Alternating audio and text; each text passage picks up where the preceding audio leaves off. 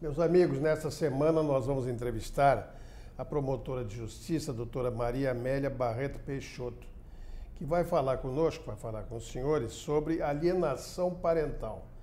É um assunto muito interessante, muito atual também. Não perca.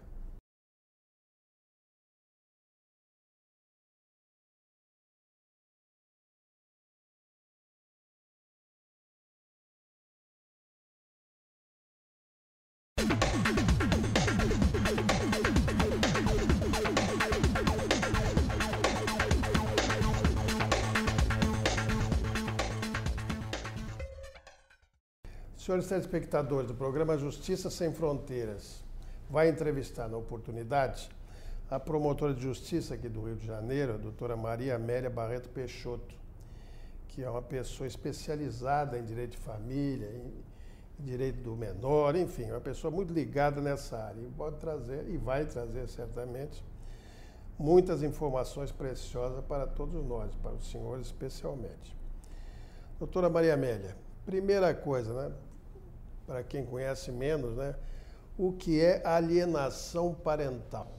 Bem, a alienação parental, ela é conceituada, ela é definida como a interferência psicológica que o genitor, o guardião de uma criança ou do adolescente exerce sobre ele, essa influência contra o outro genitor. É basicamente isso. É uma influência que aquele que detém a guarda da criança ou do adolescente tem uma ascendência sobre essa criança e faz com que ela rejeite o outro genitor. Isso pode ocorrer com o pai ou com a mãe. Normalmente, essa alienação ela ocorre com a pessoa que detém a guarda, com quem a criança reside. Por quê? Porque é aquela pessoa que tem mais contato com ela, né? A lei, então, a lei de alienação parental, uma lei nova, 12.318, de 26 de agosto de 2010, é uma lei que ela no seu artigo 2º, ela define o ato de alienação parental como essa interferência psicológica na formação da criança ou do adolescente, tendo como sujeitos passivos tanto o pai, a mãe, os avós ou qualquer outra pessoa que detém a guarda dessa criança. Porque quem detém a guarda geralmente é aquela pessoa que tem assim, que a criança é mais apegada e que a criança ouve, né? Tem maior influência sobre a criança. Então, essa pessoa ela detém um poder sobre essa criança. E, em cima desse poder, ela faz com que a criança passe a rejeitar a figura do outro genitor. Isso é grave, é uma situação que não é fácil para a justiça estar aferindo isso, porque ela não é, às vezes ela não é palpável, ela passa por situações em que você tem que olhar através do processo, né? Então, hoje a justiça se aparelha, a justiça hoje cada vez mais se instrumentaliza no sentido de ter uma equipe cada vez maior de interdisciplinar, de psicólogos, assistentes sociais e programas de atendimento para que essa demanda, que é sempre crescente, possa estar sendo atendida. Vem cá, já que nós estamos falando de promotor para promotor, que você sabe que eu fui promotor, né, durante grande parte da minha vida. Mas essa participação, essa influência do cônjuge, seja homem ou mulher, é dolosa ou culposa?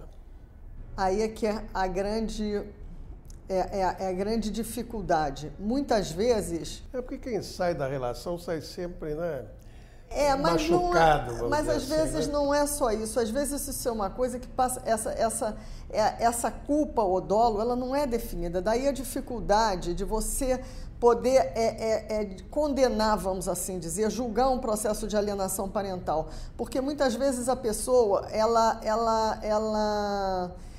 vive aquilo como se fosse uma verdade. Ela acredita que o outro é uma pessoa perniciosa para ela, para o convívio com o filho, entende? Então ela quer alijar aquela pessoa da relação do filho e dela, né?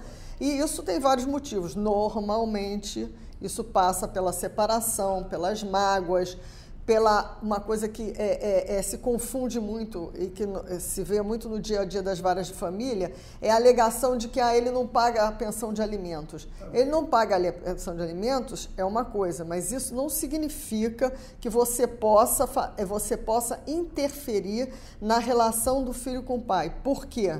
Ou com a mãe, né? Por quê? Porque o direito de visita, o direito à convivência familiar, que é previsto no artigo 227 da Constituição Federal e no artigo 19 do Estatuto da Criança e do Adolescente, ele prevê como direito e garantia constitucional e direito fundamental da criança e do adolescente a convivência familiar, né? E num primeiro momento é com seu pai biológico, com a sua mãe biológica, né? No segundo momento são com os pais substitutos. Mas, então, isso não dá direito ao outro a achar que pode interferir nessa relação. E essa situação é complexa porque muitas vezes nós vemos casos, por exemplo, do pai que não paga a pensão de alimentos, mas é um pai que visita o filho, é um pai que gosta do filho, é um pai que precisa ser trabalhado desse outro lado. Isso fica como se fosse um mau pai. E as pessoas não são assim. Nesse contexto emocional, existem várias ramificações nessas relações. Então, assim, você não pode pegar o fato da pessoa não pagar a pensão de alimentos para justificar o fato dele ser afastado do filho. E a mãe não, ou o pai, normalmente a gente fala mãe porque 91% das guardas são detidas pela mãe, né? Então, assim, o genitor, vamos assim dizer, ou aquele que detém a guarda, que pode ser até um avô ou uma avó, ele não tem o direito de violar essa possibilidade da criança ou do adolescente estar convivendo com o seu genitor. Isso passa pela questão afetiva e produz seríssimas consequências no futuro. Podem acreditar. Agora, vem cá, você conhece muito bem isso, do dia a dia, inclusive. Você falou em adolescente e menor. Eu vou acrescentar de tenra idade. Isso acontece mais em que fase da vida do filho?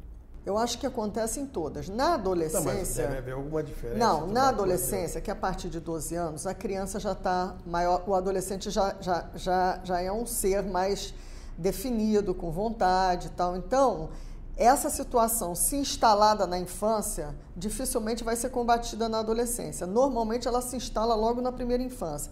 E a grande sabedoria e o grande trabalho da justiça, a grande função da justiça é detectar isso logo no primeiro momento e estancar essa alienação parental. E como é que você estanca isso? A lei, no artigo 2º, ela é um tipo aberto, ela define a alienação parental como uma interferência psicológica na criança ou no adolescente. Mas ela tem um parágrafo único que define, ela é um rol que não é taxativo, mas ela elenca várias hipóteses de alienação parental. Por exemplo, você denegrir a imagem do outro, você impedir ou impossibilitar a visitação, você mudar de domicílio sem avisar, você sonegar informações sobre o filho, no sentido assim, até de histórico escolar, médico, essa coisa toda, que o pai ou a mãe que não está com a criança tem todo o direito, porque os direitos são iguais. Você tem, e tem até casos mais graves e mais extremos de você acusar o pai de negligência, maus tratos, o pai ou a mãe, eu falo pai, mas é o pai ou a mãe, de maus tratos e até mesmo de abuso sexual, que também é gravíssimo e é muito difícil de detectar, porque esses casos, quando chegam na justiça, para todo mundo apavorado, com medo da criança estar sendo violentada, está acontecendo alguma coisa mais grave. Muito bem, nós vamos continuar conversando com a doutora Maria Amélia no próximo bloco sobre esse assunto tão interessante da alienação parental.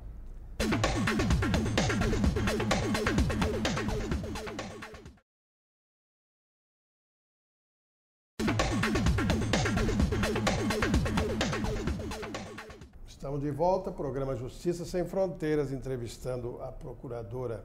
Você é procuradora ou promotora? Sou promotora. Eu vou te promover. Pode promover, está mais do que na hora. A promotora Maria Amélia Peixoto sobre esse problema tão interessante e tão atual, eu gosto de dizer, porque realmente é muito atual. A lei é de 2010, eu acho, né? 2010. Da alienação parental. Já falamos no bloco anterior sobre o que se trata, etc. Agora eu vou botar minha peninha aqui. Eu tenho aqui um script, vou botar minha peninha aqui. Eu acho até, se você me permitir, porque eu tenho mais bagagem, né? Eu já vivi mais. O cara que já viveu mais, vê mais a vida, né? Claro. Não é? Há quem Claro. diga até que toda aula devia passar primeiro pelos pés de um idoso, né? Depois... Também acho, eu concordo plenamente. Mas é o seguinte. Isso eu acho que é uma constante. O resto é exceção. O que não for assim é exceção. Então me parece que há graus, não é isso, de divergência e graus também de atuação, vamos dizer assim, do cônjuge ofendido, ou se dizente ofendido, e que pleiteia desmoralizar o outro, né? Certo. Você concorda comigo? Claro. Que bom. Então vamos ver, como é que vocês estabelecem esse grau, até onde vai isso? Sobretudo porque isso é uma coisa evolutiva, né? Eu estou dizendo na maioria dos casos, é uma coisa que vai evoluindo, um pouco vai arrefecendo, etc. e tal. Eu conheço... Não sei se arrefece, não. Se não tiver intervenção da justiça, eu acho que a tendência é afastar. Mas, peraí, você não acha? Eu também julguei muito isso. Você falou aí umas coisas de assédio sexual, contra criança mesmo de tenra idade. Eu já julguei muita coisa sobre isso. É um negócio doloroso. E o que é difícil para mim, que deve certamente ser para vocês, que são lá da vara de família, é a justiça interferir em problemas emocionais. A justiça vem com uma fórmula legal. Não é assim, não, é assim. Pá. Você não acha, não? Eu acho que essa mentalidade, ela está mudando, desembargador.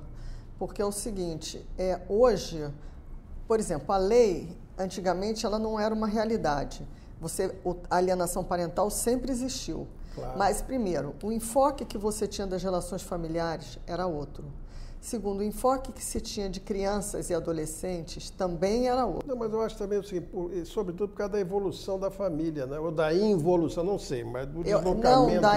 Eu acho que é uma evolução da família. E principalmente uma maior compreensão do que é ser criança e do que é ser um adolescente. Um ser em formação. Mas o ser humano, de uma maneira geral, é sempre muito egoísta. Quando ele está no meio de uma crise dessa, ele não quer saber do garoto, da criança, ele quer saber do seu relacionamento interpartes. Pois é, mas aí o que acontece? Entrando a lei, você é obrigado a sair do seu foco para poder, sob pena de sanções severas, porque tem sanções severas, para você olhar e enxergar não aquilo que você quer para o seu filho, mas aquilo que o seu filho realmente precisa. E daí a importância da legislação, principalmente da Constituição Federal e do Estatuto da Criança e do Adolescente, que promoveu uma mudança assim vital em relação ao enfoque que a justiça tem que ter sobre crianças, em relação a crianças e adolescentes, que é eles terem se tornado sujeitos de direito e não objeto de direitos como eles eram antigamente. Vou te fazer uma pergunta, porque você é uma pessoa muito envolvida com isso profissionalmente e até emocionalmente, com toda certeza. Você acha que um casal desavindo, você acha que ele pensa efetivamente nos filhos? Eu acho que pensa, mas assim, quando a mágoa é muito grande, aquilo, a criança, ela mesmo, por isso que eu digo para o senhor, se eu falo em dolo e culpa, é muito difícil você detectar isso com essa linearidade, porque passa por uma série de situações emocionais. Então, quer dizer, aquele que está magoado, aquele que tem raiva do outro, que está ressentido, ele acha perfeitamente legítimo fazer, denegrir na imagem do outro para que o filho não se relacione com o outro, entendeu? Então, isso é muito complexo e daí a necessidade das nossas equipes. Hoje até nós temos no Tribunal de Justiça um programa maravilhoso que é o Projeto Bem Me Quer, que é um projeto em que eles fazem um trabalho voltado para a alienação parental. Tem até um filme chamado Morte Inventada, que é um depoimento de criança e adolescente que passaram pela alienação parental e através da terapia, porque só com terapia, você consegue vencer as consequências, né? Já configurado o problema, aí tem que ser mesmo no tratamento. Mas o problema, ele vai se configurando, ele é feito de idas e vindas, porque não são situações lineares palpáveis, são situações emocionais. Agora, eu acho que é um desafio para a justiça, e eu acho que a justiça está atravessando esse desafio. Eu acho que nós estamos enfrentando isso, e todo dia nós vemos enfrentando. Você tem razão, aliás, é um fato novo, eu vou dizer que é novo, porque até pouco tempo atrás, na minha visão, o juízo de família era o juiz, normalmente até a juíza que gosta mais dessa área, e o promotor só, não é? Há pouco tempo atrás. Pois é. Hoje não, já existe toda uma infraestrutura que procura atender, não é? Enfim, procura participar disso, que é uma questão muito mais multiprofissional, vamos dizer assim. É uma questão de integração. Do que de aplicar a lei. É a lei. Não é assim, não. E isso aí obriga nós, operadores do direito, a termos também uma abertura e uma elasticidade no sentido de, nesse processo, trazer os laudos psicológicos e respeitar esses laudos. Eu, por exemplo, faço várias audiências de guarda com a psicóloga do juizado perto. Eu peço a presença dela. Por quê? Porque as situações são complexas e eu não sou uma técnica, eu não sou uma psicóloga, eu não sou uma psiquiatra. Então, ela precisa me ajudar, eu tenho que ter essa noção do meu limite para que eu possa estar interagindo com ela e a gente possa estar equacionando o problema daquela criança ou daquele adolescente. Essas questões de alienação parental é uma coisa clássica que acontece, um exemplo clássico que acontece na minha vara. A mãe chega e diz, ou o pai, né? Desculpe, mas as mães, mas é porque elas normalmente são elas que detêm a guarda dos filhos. Mas eles chegam e dizem, a criança não quer ir, o fulano não quer ir com o pai, grita, berra. E o meu juiz, que é muito sábio, doutor André Cortes, ele fala uma coisa muito séria. Ele pergunta para ela, e se o seu filho estiver muito doente, tiver que tomar remédio? Ele disser que não vai tomar. A senhora deixa ele sem remédio? Ela, não. E se ele não quiser ir à escola, a senhora deixa ele sem ir à escola? Não. Por quê? Porque a senhora sabe que no futuro isso vai ser bom para ele. Então, a senhora tem que obrigar o seu filho, a senhora tem o dever de obrigar o seu filho a ir com o pai. Não tem essa de... a criança vai se quiser. Não, a criança tem que ir. Em princípio tem que ir. A não ser que tenha uma situação grave. O pai maltrata, o outro maltrata. Mas isso aí são situações pontuais. Esse exemplo é um exemplo é muito pontual isso lá e acontece muito. Quase toda semana nós nos deparamos com essa situação. E nós temos que desconstruir isso na cabeça daquela pessoa. Né? E para isso a gente precisa de uma terapia, a gente encaminha para a terapia, muitas vezes a gente suspende o processo, encaminha para o Bem Me Quer. Se o Bem Me Quer o projeto do Tribunal de Justiça, se ele orientar de ir para psicólogo, a gente vai suspendendo o processo, ou então não termina o processo, vai marcando audiências até que a gente sinta que o problema foi sanado, ou melhorado, enfim, foi equacionado. Né? Essa questão bate com outra, você está falando aí, eu estou pensando aí. Hoje é uma coisa assim, sei lá que nome dá isso, dentro de uns dos pressupostos, de que ela seja muito rápida, imagina, a justiça rápida quase sempre é um absurdo, né? Porque a justiça não tem que ser rápida. A justiça tem que atender aquela necessidade, está colocada diante dela. Sabe disso? Com certeza. E no caso da vara de família e na infância também, que eu atuei muito tempo na infância, não é só o processo, é uma situação de vida que está posta ali muito e nós somos nós somos a última parada dessas crianças e de adolescentes. E as consequências são muito sérias, muito sérias. Muito bem. Estamos chegando ao final do bloco e continuaremos no bloco seguinte a falar com a promotora Maria Amélia Peixoto. Daqui a pouco.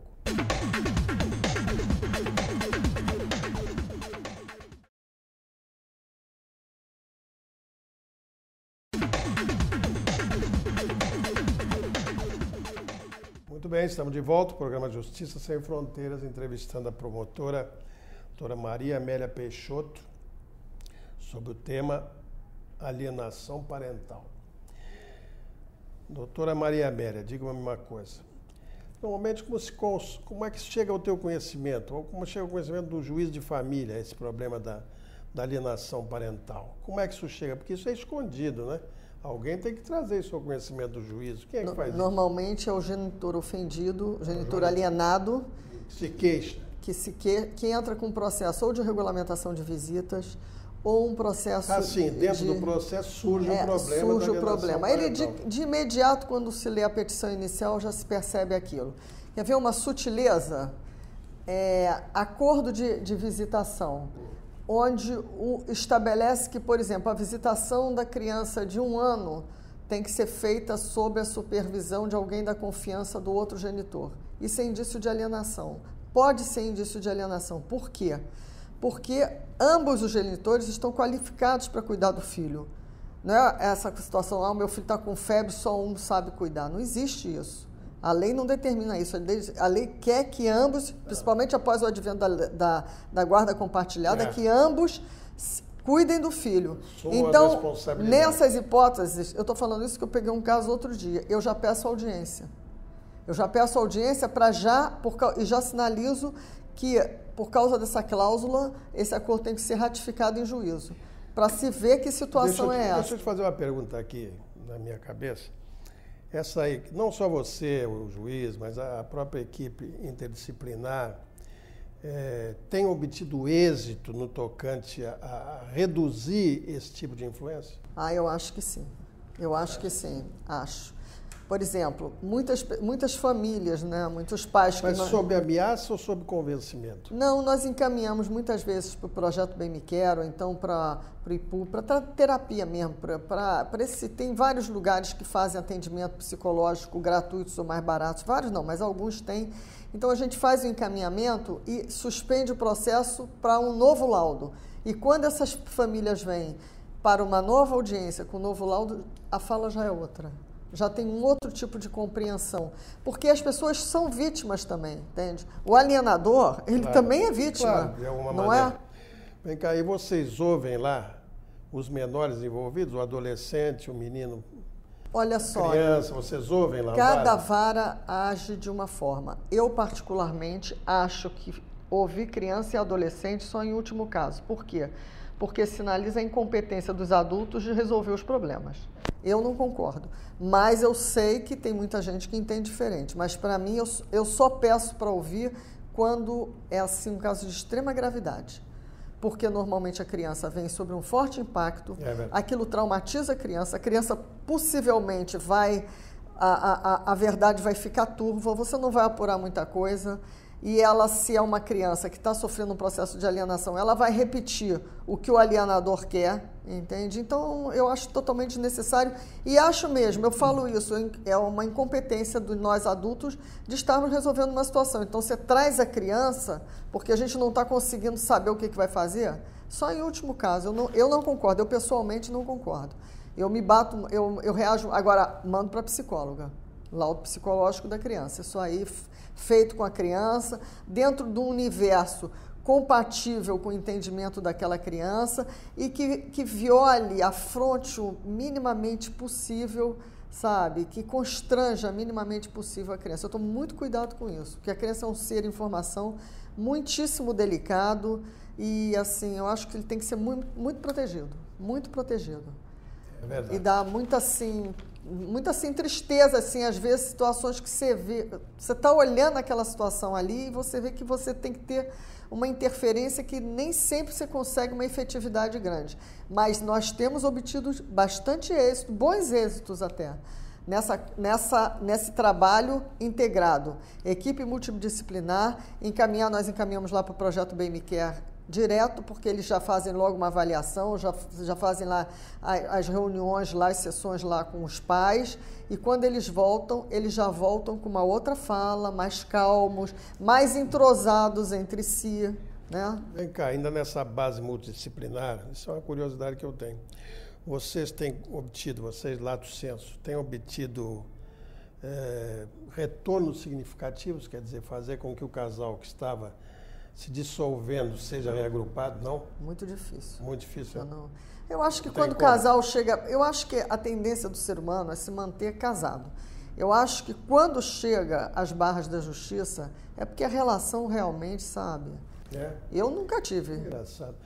Não, aliás, já tive um caso, mas nem envolvia criança. Era um caso de um divórcio que eles acabaram... O ser humano é de um egoísmo incrível, sabe disso? Porque a construção de uma família vai muito além Com dos certeza. parceiros, entende? Por exemplo, então eu vejo muito egoísmo nisso. A pessoa quando vai se separar não quer saber o que vai acontecer com os filhos. E mesmo se você considerar essa evolução, ou a involução, eu não sei, é uma questão conceitual, da família, não é?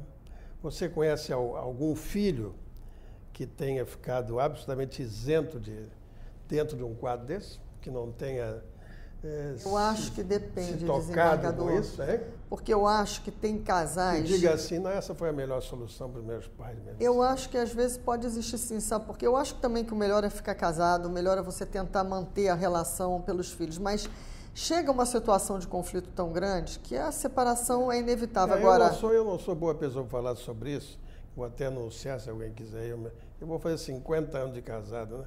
Pois é, né?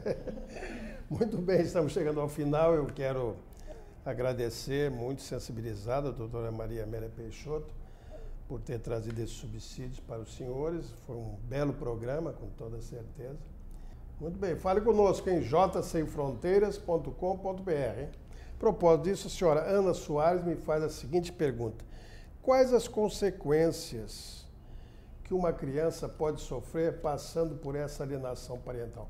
Eu vou deixar essa pergunta para ser respondida pela nossa entrevistada, que com muito mais propriedade falará sobre isso. Por favor. Eu costumo dizer que as consequências elas são de várias gradações, mas que elas, basicamente, elas impedem que aquela criança, aquele desenvolvimento se torne um ser adulto com as suas plenas potencialidades desenvolvidas.